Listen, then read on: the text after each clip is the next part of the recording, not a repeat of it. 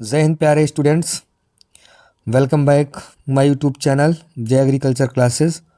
आप सभी प्यारे छात्रों का स्वागत है। आज का मेरा टॉपिक है, कोर्स का नाम है फार्म मशीनरी एंड पावर। इसमें थोड़ा वीडियो बड़ा होने वाला है, इसमें काफ़ी कोर्स कवर करेंगे।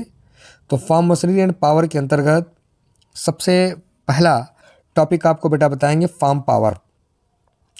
इसी को हम हिंदी में कहते हैं फार्म शक्ति।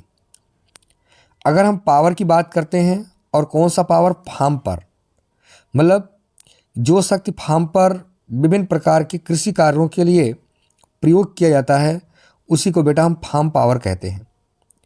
आप लोग जानते भी होंगे फार्म पर विभिन्न प्रकार के कार्य होते हैं, जैसे जुताई, गुड़ाई, निकाई, पानी उठाना, चारा काटना और मिलिंग की विभिन्न प्रकार की प्रक्रियाएं होती हैं। तो बेटा कार्य के आधार पर फार्म के कार्य को दो भागों में बांटा गया है। एक होता है कर्षण कार्य, मतलब वह कार्य जो कहीं चलकर एक स्थान से दूसरे स्थान पर चलकर यंत्रों के द्वारा पूरे किए जाते हैं, उसको हम कर्षण कार्य कहते हैं। जैसे खेत की जुताई करना, निकाई गुड़ाई करना, बुआई करना, तो बेटा यह सब होता है कर्षण कार्य, जो कर्षण कार्य के अंतर्गत आता है।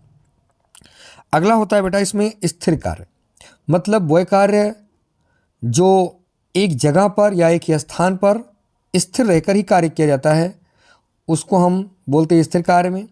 जैसे भाई पानी उठाना, टेबल लगा रहे हैं, पानी उठा रहा है, या चारा काटना, गन्ने का रस निकालना, बिजली उत्पन्न करना, जो जनरेटर वगैरह चलाए जाते हैं। तो इस प्रकार के कार्य को हम स्थिर कार्य के रूप में मानते हैं। अगला ये आता है कि फार्म पर विभिन्न प्रकार के पावर यूज किए जाते हैं, जिससे आसानी से फार्म पर कृषि कार्य को किया जा सके। इसके लिए कोई भी किसान भाई विभिन्न प्रकार के कार्य को पूर्ण करते हैं। जैसे बेटा इसमें आता है human power, animal power, IC engine power, tractor power, फिर electric power, wind power, water power, atomic power, solar power. इतने प्रकार के पावर का एक किसान प्रयोग करता है अपने फार्म पर। इतने प्रकार का पावर प्रमुख तौर पर प्रयोग में लाया जाता है। अगला बेटा इसमें आता है, एक एक पावर के बारे में थोड़ा सा देख लेते हैं। एक आपका देखते हैं, सबसे पहला टर्म होता है ह्यूमन पावर। आप लोग देखते हैं कि पहले भाई अगर खेती, आज के 40 साल पहले अगर खेती का प्रारूप देखें तो सबसे ज़्यादा प्रयोग किया जाता था ह्यूमन पावर। तो ह्यूमन पावर ये छोटे स्किल के लिए, छोटे क्षेत्रों के लिए, जैसे भाई फसलों को काटना है, बोना है, सिंचाई करना है, तो जो भी या जो छोटे छोटे स्मॉल इम्प्लीमेंट्स टूल्स हैं उनका प्रयोग करके, जैसे खुरपी, कुदाल, फावड़ा, इन सब का प्रयोग करके और खेती पर कार्य करता है।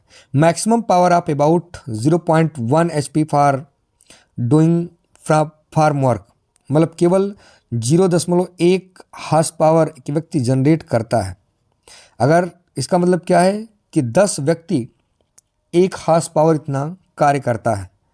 दूसरा होता है बेटा यहाँ पर, अगला आपका आता है कि इसमें जो मैकेनिकल पावर के रूप में अलग अलग तरीके से यूज़ किए जाते हैं। मैकेनिकल पावर में दो प्रकार का पावर, एक डीजल इंजन और एक आपका इसमें आता है पेट्रोल इंजन। इसका स्पार्क इग्निशन इंजन और कंप्रेशन इग्निशन इंजन, इन सभी इंजन का प्रयोग करके पावर का जो भी ब्रॉडली स्प्रेडिंग या जो भी बड़े कार्य होते हैं उन सबको इसके द्वारा प्रमुख तौर पर चालू किया जाता है। जैसे ऑयल इंजन या ट्रैक्टर्स या पावर टिलर्स या सल्फ, यहाँ पर प्लेटेड जो भी कंपाइंड, ये सब मशीन चलाने के लिए मैकेनिकल पावर का प्रमुख तौर पर किसान यूज़ करता है। अगला आता है बेटा इसमें एनिमल पावर। एनिमल पावर जो डेवलप किया जाता है, यहाँ पर एवरेज पेयर ऑफ बुल्स, मतलब 2 बैल मिल करके 1 हार्स पावर एनर्जी जनरेट करते हैं। मतलब 2 बैल, अगर 2 स्वस्थ बैल हैं तो दोनों मिला करके 1 हार्स पावर एनर्जी जनरेट करते हैं। मतलब आप कह सकते हैं कि 10 व्यक्ति मिल करके 1 हार्स पावर, और अगर 1 बैलों की जोड़ी है तो वो 1 हार्स पावर एनर्जी करते हैं। इसमें ऑल सीजनल जो भी कार्य होते हैं, जैसे बोझा ढोना हुआ या फिर खेत की जुताई करना हुआ, पडलिंग करना हुआ, इन सब क्रियाओं के लिए प्रमुख तौर पर इसके हम आसानी से कार्य इसमें कर सकते हैं। अगला होता है इलेक्ट्रिकल पावर।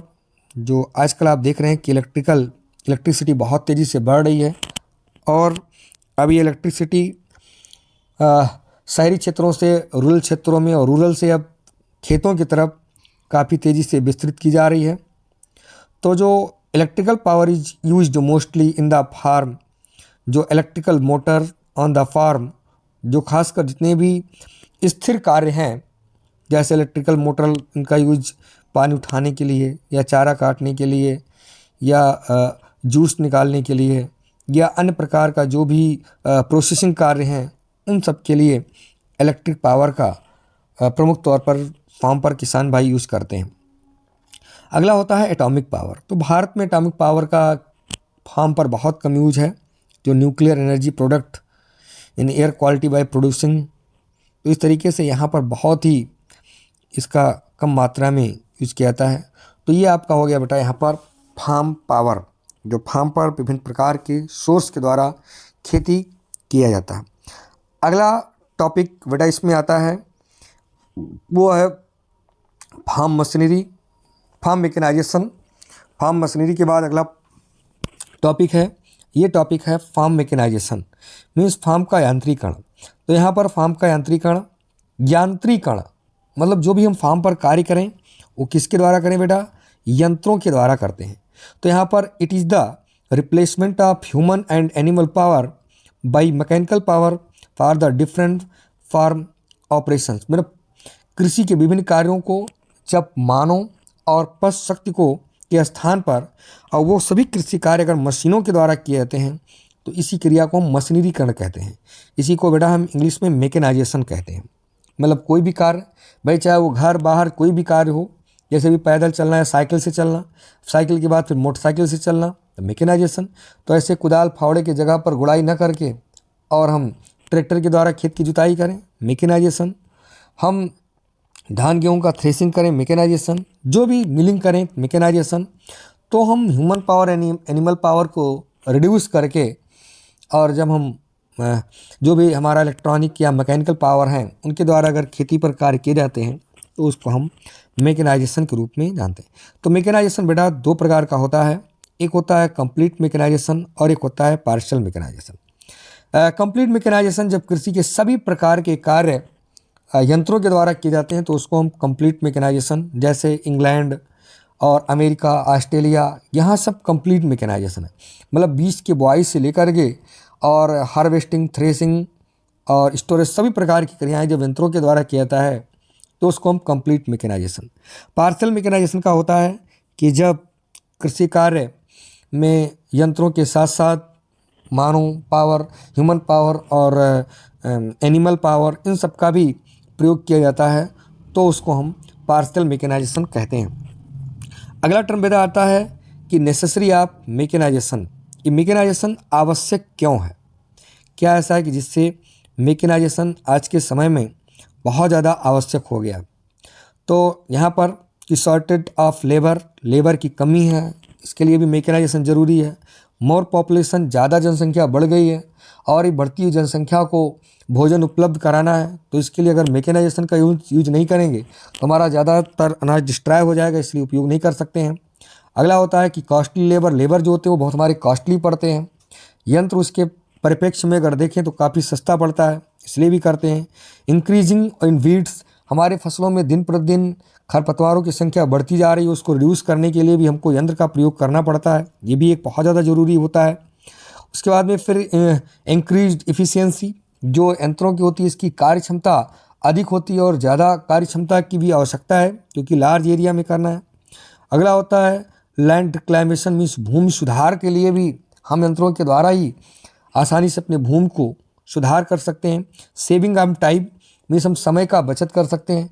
भाई अगर हम कुदाल से गोड़ते हैं तो बहुत ज़्यादा समय लगेगा, उसके परिप्रेक्ष्य में बैलों द्वारा जुताई करते हैं तो कम समय, ट्रैक्टर के द्वारा जुताई करते हैं तो और कम समय। तो इसलिए अगर हम मैकेनाइजेशन का प्रयोग करके अपने समय को भी बचाते हैं। इंक्रीज इन प्रोडक्शन, जब इस समय पर जुताई गुड़ाई बुआई और सभी प्रक्रियाएं हो सकती हैं, समय पर यंत्रों के द्वारा की जाएंगी, तो स्वाभाविक है हमारा प्रोडक्शन भी काफ़ी ज़्यादा होगा। अगला होता है लो कॉस्ट ऑफ प्रोडक्शन। जो हमारी लो कॉस्ट ऑफ प्रोडक्शन, जो खेत का कह सकते हैं कि इनपुट है और वो थोड़ा सा कम हो जाता है, जो खेत में पूंजी लगता है वो भी कम हो जाएगा, क्योंकि हम ज़्यादातर जब भाई लेबर के द्वारा करेंगे या ह्यूमन पावर या एनिमल पावर का यूज़ करेंगे तो ज़्यादा कॉस्ट बढ़ जाएगा। और वही चीज़ अगर यंत्रों के द्वारा करते हैं ज़्यादा एरिया में तो थोड़ा सा कॉस्ट कम हो जाता है। तो इस भी अगला साइड बिजनेस, जो हमारा काम खेती का काम यंत्रों के द्वारा बहुत कम समय कंप्लीट हो जाता है, तो इसके बाद में हम क्या कर सकते हैं, उसके अलावा अन्य साइड बिजनेस करके भी हम पैसा कमा सकते हैं। तो साइड बिजनेस भी अच्छी तरीके से कर सकते हैं। अगला होता है कि एडवांटेज ऑफ मैकेनाइजेशन, तो वही चीज़ लगभग सब एडवांटेज ही है। Increase in production, saving in आप अननेसेसरी जो भी एक्सपेंडिचर है, मतलब अलग से अतिरिक्त खर्च नहीं होते हैं, ये सभी इसका है। डिसएडवांटेज क्या है कि स्मॉल साइज ऑफ होल्डिंग, हमारे यहाँ जो जोत का आकार है वो छोटा है। हाई इनिशियल कॉस्ट, भाई उसका जो प्रारंभिक लागत है ज़्यादा लग जाता है। उसके बाद में लो टेक्निकल एजुकेशन, अपने यहाँ जो एक अभियांत्रिक शिक्षा है वो भी बहुत कम है।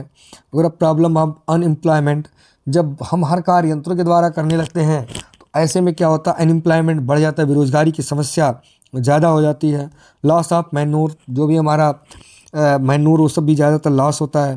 लो कैपिटल, पूंजी की कमी भी होता है। प्रॉब्लम ऑफ एनिमल, जब उनका वर्क नहीं रहेगा तो फिर वो फालतू का घूम करके और हमारे फसलों को बर्बाद करते हैं, ये सारा चीज़ आता है।